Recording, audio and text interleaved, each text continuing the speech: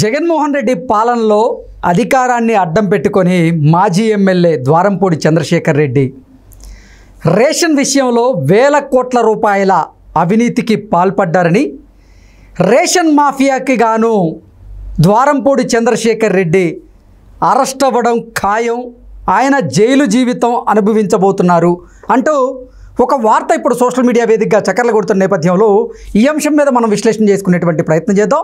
ప్రస్తుతం మనతో పాటు ఉన్నారు ప్రముఖ సీనియర్ జర్నలిస్ట్ మండవ దుర్గాకుమార్ గారు. సార్తో మాట్లాడదాం. సార్ నమస్తే అండి. నమస్కారం కృష్ణ గారు, మన వీక్షకులు కూడా నమస్కారం. జగన్మోహన్ రెడ్డి పాలనలో మాజీ ఎమ్మెల్యే ద్వారంపూడి చంద్రశేఖర్ రెడ్డి అధికారాన్ని అడ్డం పెట్టుకొని కాకినాడ పోర్టు కేంద్రంగా ఆయన రేషన్ మాఫియాకి తెరలేపి కొన్ని వేల కోట్ల రూపాయలు అవినీతికి పాల్పడ్డారని, ఈ కేసులో ద్వారంపూడి చంద్రశేఖర్ రెడ్డి త్వరలో అరెస్ట్ అవ్వడం ఖాయం, ఆయన జైలు జీవితం అనుభవించడం ఖాయం అనేటువంటి వార్తలు ఇప్పుడు సోషల్ మీడియా వేదికగా చక్కర్లు కొడుతూ ఉన్నాయి. దీని మీద మీ విశ్లేషణ ఏంటి సార్? ఇప్పుడు రేషన్ కుంభకోణం అనేది పక్కా అండి. కాకినాడ కేంద్రంగా జరుగుతుందనేది ఇంకా పక్కా. ఇది ఒక మాఫియా. ఆంధ్రప్రదేశ్, ఉమ్మడి ఆంధ్రప్రదేశ్లో ఉన్నప్పుడు కూడా ఈ మాఫియా నడిచింది. ఇది వాళ్ళ కొత్తగా వచ్చింది అయితే కాదు, గత కొంతకాలంగా జరుగుతుంది. మెయిన్గా కాకినాడ బేస్డ్గా మీరు చెప్పిన ద్వారంపూడి చంద్రశేఖర్ రెడ్డి గారు ఇందులో పాత్రధారిని. అప్పటి నుంచి కూడా మారు మోగుతున్నా కూడా ఎందువల్ల కానీ ఆయన మీద ఆ సబ్జెక్ట్ మీదే కేసు అనేది జరగలేదు. ఇప్పటికి అనేక సార్లు రేషన్ బియ్యాన్ని అక్కడ దగ్గరలో ఉన్న రైస్ మిల్లో ఫైన్ బియ్యంగా మార్చి ఎక్స్పోర్ట్ చేస్తున్నారు. ఎఫ్సిఐ వాళ్ళు దాన్ని టెస్ట్ చేసి అనేక సార్లు పట్టుకున్న మాట వాస్తవం. కాకినాడ పోర్ట్ నుంచి వెళ్తున్న ఎక్కువ క్వాంటం, అధిక మొత్తంలో వెళ్ళే అంశాల్లో ఈ చౌక ధర బియ్యాన్ని పాలిష్ పెట్టి ఫైన్ వెరైటీగా మార్చి పంపుతున్న దందా జరుగుతున్న మాట చాలా కాలంగా వాస్తవమైన విషయం. ఇది ఒక జాతీయ స్థాయి కుంభకోణమే కానీ మామూలు వేల టన్నుల బియ్యాన్ని కూడా ఆంధ్రప్రదేశ్ 75,000 టన్నుల పైన వెళ్ళినట్టు ఒక రఫ్ అంచనా. ఆంధ్రప్రదేశ్ ప్రభుత్వం కూడా సీజ్ చేసింది. అవును, మొన్న నాదెళ్ల మనోహర్ గారు అంతకుముందు కూడా జరిగినాయి. అంతకుముందు రైస్ మిల్లుల్లో కూడా పట్టుకున్నారు. రేషన్ బియ్యాన్ని తీసుకొచ్చి ఆడుతున్న రైస్ మిల్లులను పట్టుకున్నారు. అవన్నీ ఆడిని ఏమి ఇక్కడ వాడటం.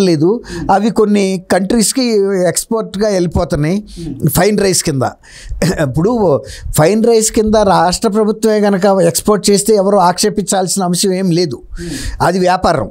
రాష్ట్ర ప్రభుత్వమే కనుక మిల్లు ఆడిచ్చి ఆ ఫైన్ బియ్యం వ్యాపారం చేస్తే లేదు, వాళ్ళు రైస్ మిల్లర్స్ కూడా పర్మిట్ తీసుకుని పంపించుకున్నా అది వేరే మాట. కానీ ఈ చౌక బియ్యం నుంచి ఇటు రేషన్ షాపుల్లో ఇచ్చే బియ్యాన్ని మళ్ళించి ఈ విధమైన మధ్యవర్తులుగా వీళ్ళు బాగుపడుతున్నారు. అటు పేదలకి అందట్లేదు, ఇటు ప్రభుత్వానికి వచ్చే ఆదాయం ఏం లేదు.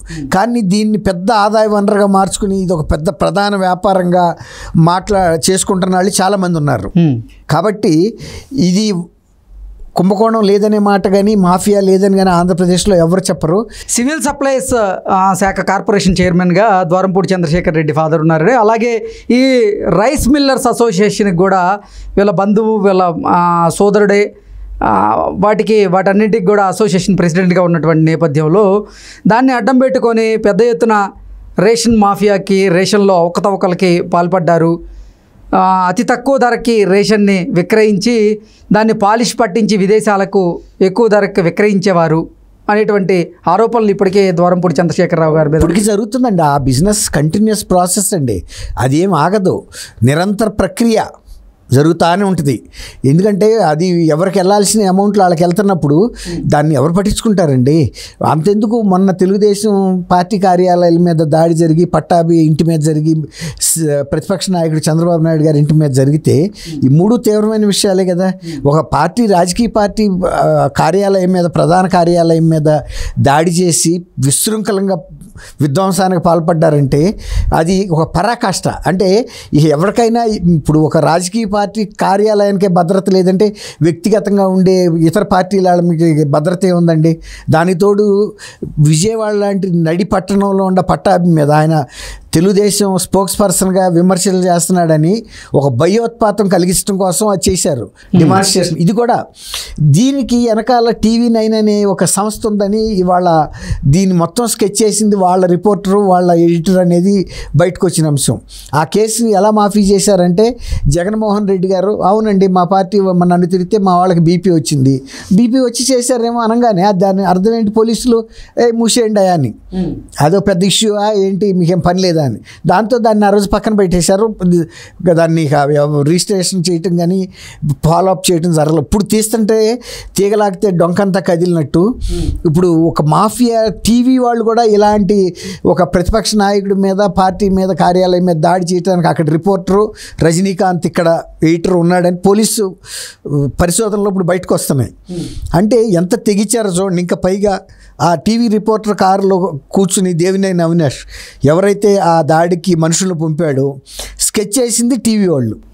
ఈ అమ్మాయి పేరు విజయవాడ TV9 రిపోర్టర్ హసీనా రజనీకాంత్ ఆ కారులోనే కూర్చుని వీళ్ళు స్కెచ్ చేశారు హసీనా. అయితే ఇవన్నీ కూడా ఇవాళ బయటకు వస్తున్న అంశాలు. అసలు విజయవాడ లాంటి ఒక రాజధాని కేంద్రంలో ఒక టీవీ రిపోర్టరు ఆమెకేం పెద్ద బ్యాక్గ్రౌండ్ కూడా వెనకాల లేదు ఒకప్పుడు. ఇవాళ ఈ అధికార పార్టీలో బాగా ప్యాకేజెస్ తీసుకుని ఆమె వాళ్ళ ప్రతిపక్షాలకి స్కెచ్ చేసే స్థాయికి ఎదిగిందంటే ఇవాళైనా అటువంటి వాళ్ళని కనుక సరైన స్థానంలో ఉంచకపోతే రేపు ఇంకా మనుషులకు కూడా వేస్తారు, ఇంకా రాజకీయ నాయకులకు కూడా వేస్తారు. పార్టీ మీద వేసి పార్టీ ఒక నాయకుడి మీద స్కెచ్ చేశారు, అది ఇంతవరకు దాడి వరకే. ఇది రేపు మనుషులు తీసే ప్లాన్ కూడా వేయగలరు వీళ్ళు. ఎందుకంటే స్పెషల్ ఫ్లైట్స్ చేసుకుని కుటుంబ సభ్యులకు పలకరించడానికి ఢిల్లీ వెళ్ళగలిగేటంత స్థాయికి ఎదిగారంటే వీళ్ళ మూలాలు ఆర్థికంగా ఏ స్థాయికి వెళ్ళారు, వీళ్ళు ఎక్కడ సంపాదించారు ఇంత డబ్బులు బయటికి రావాల్సిన అవసరం ఉందండి. ఇది కూడా నేను ఒకటే చెబుతున్నా, మీడియాలో కూడా ఒక మాఫియా తయారవుతుంది. అది రాజకీయాలకి ప్యారలల్గా పెరుగుతుంది. ఎట్లా అంటే వాళ్ళు ఈ రాజకీయ నాయకులతో ఉన్న చనువును ఉపయోగించుకుని డబ్బుగా మార్చుకుని ఈ డబ్బుతో ఇలాంటి క్రిమినల్ స్కెచెస్ చేస్తున్నారంటే వాళ్ళని కూడా కరెక్ట్గా అడ్రస్ చేయాలి, ఇతర వాళ్ళకి కూడా భయం అనేది రావాలండి. ఇప్పుడు ఏంటి సార్ ఈ రేషన్ మాఫియాలో ద్వారంపూడి చంద్రశేఖర్ రెడ్డి అవినీతికి అవకతవకలకి పాల్పడ్డారు, ఇప్పుడు విచారణ కూడా జరుగుతోంది. ఆ విచారణ కనుక పూర్తయితే ద్వారంపూడి చంద్రశేఖర్ రెడ్డి అరెస్ట్ అవ్వడం ఖాయం, ఆయన జైలు జీవితం అనుభవించక తప్పదనేటువంటి వార్తలు వస్తూ ఉన్నాయి. వీటిని ఎలా చూడొచ్చు మనం? ఇప్పుడు ఒకటి కృష్ణ గారు, ద్వారంపూడి చంద్రశేఖర్ రెడ్డి అంటే ఏమన్నా అబౌవ్ కాన్స్టిట్యూషన్ ఆయన మనలో మాట. ఇప్పుడు డబ్బుగా సంపాదించాడు, నో డౌట్. ఎంత సంపాదించినా కూడా చట్టానికి లోబడి ఉండాలి తప్ప నేను కొన్ని వందల వేల షిప్పుల చౌక బియ్యాన్ని ఫైన్ బియ్యంగా ఎక్స్పోర్ట్ చేశాను అంటే అదేమన్నా పెద్ద ఘనకీర్తి కలిగిన విషయం. డబ్బుగా నీకు వస్తే వచ్చి ఉండొచ్చు, కానీ చట్ట ప్రకారం చర్యలు తీసుకోవటంలో 50 కోట్లు విలువ చేసేటువంటి కొన్ని వేల టన్నుల బియ్యాన్ని అప్పటికే ఆంధ్రప్రదేశ్ ప్రభుత్వం కూడా సీజ్ చేసింది ఒక వారం రోజుల క్రితం. మనోహర్ గారు వెళ్ళి ఆ గోడౌన్లో అలాంటి అనేక సార్లు వెళ్ళి కృష్ణ గారు ఎన్ని వేల కోట్ల రూపాయలు దాని నుంచి గడించి ఉండొచ్చు. దీన్ని మనం అంచనా వెళ్ళాం. ఇప్పుడు అది ఎవరన్నా నేను చెప్పా ఫస్ట్ మాటగా మీతో చెప్పింది ఏంటి, అది జాతీయ స్థాయిలో జరుగుతున్న కుంభకోణం. అదేం చిన్నది కాదు. కాకినాడ పోర్టును ఉపయోగించుకుంటుంది ఇవాళ కొత్త కాదు. గత కొంతకాలంగా ఎగుమతి అవుతున్న ప్రధాన అంశాల్లో రేషన్ బియ్యాన్ని ఫైన్ బియ్యంగా మార్చి చేస్తున్న వ్యాపారం ఇది గత కొంతకాలంగా జరుగుతూ వస్తుంది, కొన్ని సంవత్సరాలుగా. ఇది ఈ ప్రభుత్వం ఆ ప్రభుత్వాన్ని కూడా నేను చెప్పదలుచుకోవాలా, అన్ని ప్రభుత్వాల్లో కూడా జరిగినాయి. ఆ వ్యక్తులే అన్ని ప్రభుత్వాల్లో జరిగింది. ఇవాళ ఏం కొత్తగా ఈ 5 ఏళ్లలో జరిగిందని కూడా చెప్పడం తప్పు. అదే వ్యక్తి అదే పోర్టు షిప్పులు మారి ఉండొచ్చు. ఓకే, ఒకసారి ఒక షిప్లో వెళ్ళి అధికారాన్ని అడ్డం పెట్టుకొని అడ్డగోలుగా ఇక షిప్పుల్లో వీళ్ళు విదేశాలకు తరలిస్తానే ఉన్నారు బియ్యాన్ని. కాకినాడ పోర్టుని ఆయన శాసించే స్థాయిలో ఉంటాడండి చంద్రశేఖర్ రెడ్డి.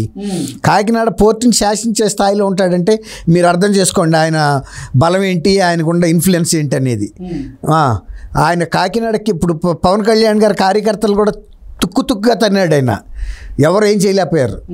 జగన్మోహన్ రెడ్డి గారు చీఫ్ మినిస్టర్గా ఉన్న టైంలోనే మామూలుగా కాదు. అది కూడా ఒక రాజకీయ పార్టీ కదా. ఇవాళ ఆయన డిప్యూటీ చీఫ్ మినిస్టర్గా ఉన్నాడు.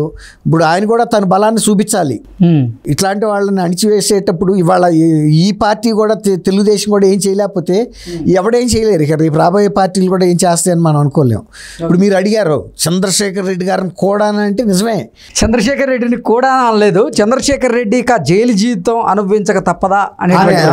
అంటే నేను మిమ్మల్ని తప్పట్లేదు, చాలా మందికి అభిప్రాయం వచ్చేసింది చంద్రశేఖర్ రెడ్డిని ఎవడో ఏమి కాకినాడలో పీకలేరు, అసలు ఆయన దయాదాక్షిణ్యాల మీద బతకాల్సిందే. ముద్దగడ్డ పద్మనాభం గారు కూడా ఆయన విషయంలో భంగపడ్డాడు. ఆయన దగ్గర తీసుకొచ్చి నేను ఫండ్స్ తీసుకుని మీ అందరికి ఉప్మాలు వండి పెట్టానని అంటే ఉప్మా పద్మనాభరెడ్డి అని పద్మనాభం అన్నారు, ఇప్పుడు పద్మనాభరెడ్డి అయ్యాడు.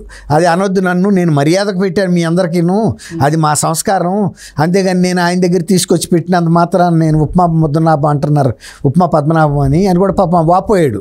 అవును, ఒక రకంగా అన్నెసరిగా ఆయన బదనాం అయ్యాడు అతని విషయంలో. Okay okay sir, thank you Krishna గారు. మన వీక్షకులు కూడా నమస్కారం.